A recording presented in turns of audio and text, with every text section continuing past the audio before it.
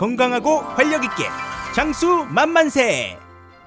안녕하세요. 여러분의 건강지킴이 장수 만만세입니다. 혹시 뇌졸중 골든타임이라는 말 많이 들어보셨죠? 특히 혈관이 막히는 뇌경색의 경우 막힌 혈관을 정해진 시간 안에 뚫어줘서 피가 다시 통하게 해주면 심각한 후유증을 최소화하거나 아예 없앨 수도 있습니다.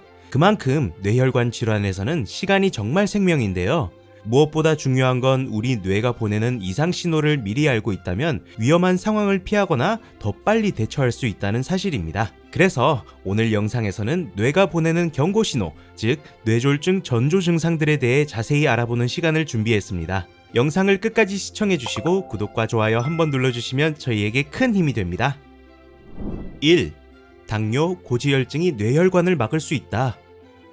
뇌혈관이 막히는 주된 원인 중 하나가 바로 당뇨와 고지혈증입니다. 이 두 가지 질환은 시간이 지날수록 혈관을 서서히 손상시키고 결국 뇌혈관을 막히게 만드는 위험 요인이 됩니다. 전 세계적으로 60세 이상 인구의 3대 사망 원인을 알아보면 1위는 암, 그리고 2위와 3위가 바로 심장질환과 뇌졸중입니다. 그런데 이들 중에서도 뇌혈관 질환, 특히 뇌경색은 다른 질환과 비교해 전조 증상이 거의 없는 경우가 많다는 점에서 더욱 무섭습니다. 예를 들어 뇌혈관이 80에서 90%까지 막혀 있어도 별다른 이상을 느끼지 못하다가 마지막 10%가 막히는 순간 갑작스럽게 신체 마비나 의식 소실이 나타나며 응급 상황으로 119에 실려가는 일이 발생합니다. 정말 한순간이죠.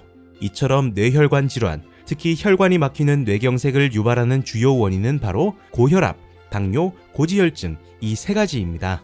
이들 질환은 공통적으로 혈관벽에 만성적인 손상을 주고 염증을 일으켜 혈관 내벽을 약화시키며 결국 혈관을 좁아지게 하고 막히게 만듭니다. 더 무서운 점은 이 고혈압, 당뇨, 고지혈증이 모두 초기에는 별다른 증상이 없다는 겁니다. 겉으로는 드러나지 않기 때문에 증상이 생기고 나서야 알게 되는 경우가 많고 그때는 이미 혈관이 상당히 손상된 상태일 수 있습니다. 이렇듯 이러한 질환들은 평소에 잘 관리하지 않으면 몇 년, 몇십 년에 걸쳐 혈관을 서서히 망가뜨리게 되고 결국에는 돌이킬 수 없는 뇌혈관 질환으로 이어질 수 있습니다. 그러므로 지금이라도 늦지 않았습니다. 정기적인 건강검진과 생활습관 개선을 통해 고혈압, 당뇨, 고지혈증을 조기에 발견하고 관리하는 것이 무서운 뇌졸중을 예방하는 가장 확실한 방법입니다. 2. 나를 살려주는 골든타임.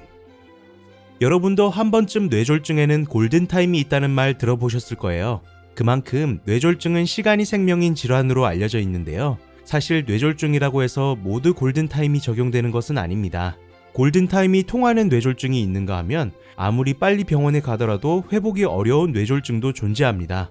예를 들어 혈관이 막히는 뇌경색의 경우에는 정해진 시간 안에 병원에 도착해 막힌 혈관을 뚫어주기만 하면 뇌에 다시 피가 공급되면서 후유증을 크게 줄일 수 있고 어떤 경우에는 후유증이 전혀 없이 회복되는 경우도 있습니다. 하지만 반대로 혈관이 터지는 뇌출혈은 상황이 다릅니다. 출혈이 발생하는 순간 뇌세포가 손상되기 시작하기 때문에 아무리 빠르게 병원에 도착하더라도 이미 손상된 뇌 조직은 되돌릴 수 없는 경우가 대부분입니다. 즉 이 경우에는 골든타임이라는 개념이 사실상 의미 없을 수 있는 안타까운 상황이 되는 것이죠. 그래서 무엇보다 중요한 건 이러한 상황을 미연에 방지하기 위해 미리 뇌가 보내는 이상 신호들을 알아두고 그 신호가 나타났을 때 즉시 대처하는 것입니다. 또한 평소에 정기적인 건강검진을 통해 고혈압, 당뇨, 고지혈증 같은 혈관 건강에 영향을 주는 질환을 조기에 발견하고 관리하는 것이 무서운 뇌혈관 질환을 막는 가장 현명한 방법이라고 할 수 있습니다. 3. 이런 증상이 온다면 당장 병원으로 가세요. 자, 이제부터 이런 증상이 나타난다면 절대 무시하지 말고 즉시 병원으로 가야 하는 신호들에 대해 말씀드리겠습니다.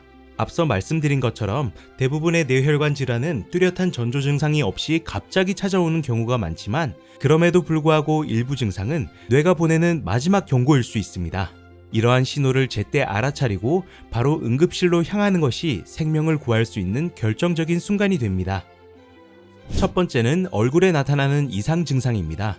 예를 들어 평소에 양치를 하는데 입에서 물이 새거나 물을 마시려는데 한쪽 입술이 잘 닫히지 않아 물이 옆으로 흐르는 현상. 이것은 단순한 피로나 입술 건조 때문이 아니라 한쪽 안면 근육의 마비로 인해 발생할 수 있습니다.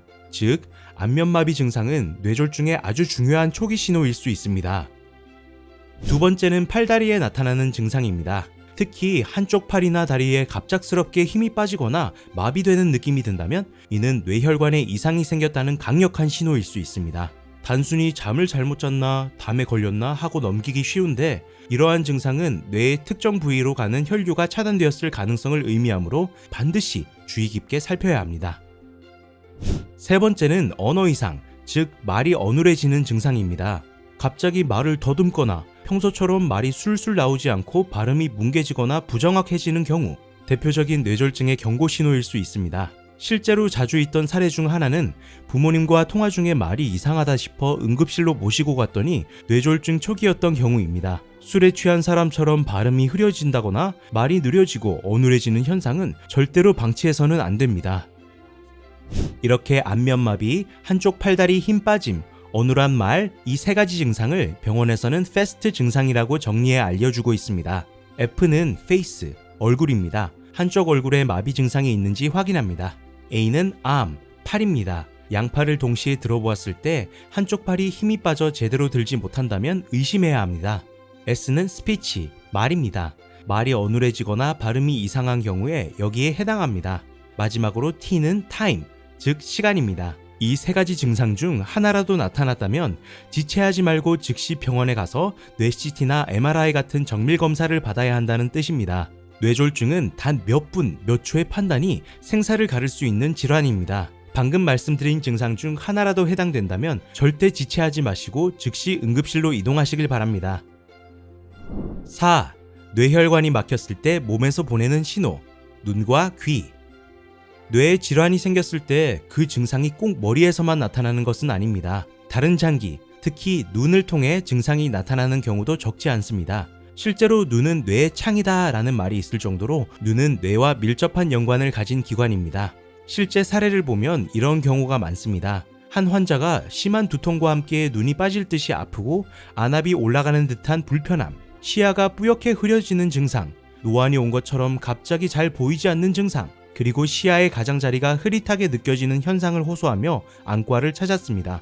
그런데 정작 안과에서는 정밀 검사를 했을 때 눈에는 아무런 이상이 없다는 진단을 받았습니다. 이 환자는 이후 뇌 MRI 검사를 진행했고 그 결과 눈으로 가는 시신경을 압박하고 있던 거대한 뇌하수체 종양이 발견되었습니다.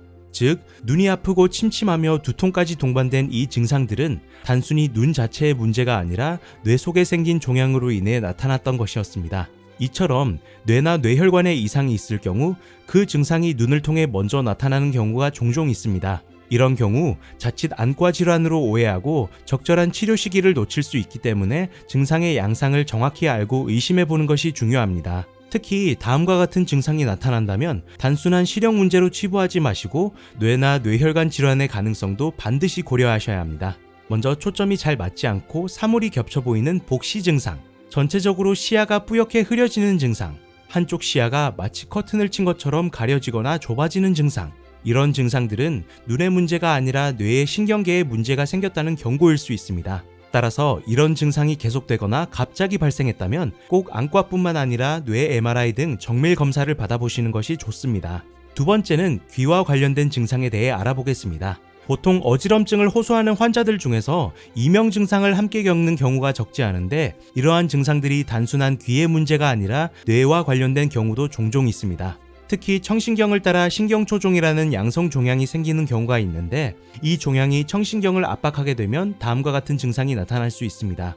한쪽 귀가 잘 들리지 않거나 귀에서 삐 소리나 윙윙거리는 소리 또는 물 흐르듯 졸졸졸 들리는 이명이 생길 수 있고 어지럼증이 동반되는 경우도 흔히 보고됩니다. 단순한 귀 질환으로 생각하고 넘어가기보다는 반드시 뇌혈관에 대한 정밀 검사를 받아보시는 것이 정말 중요합니다.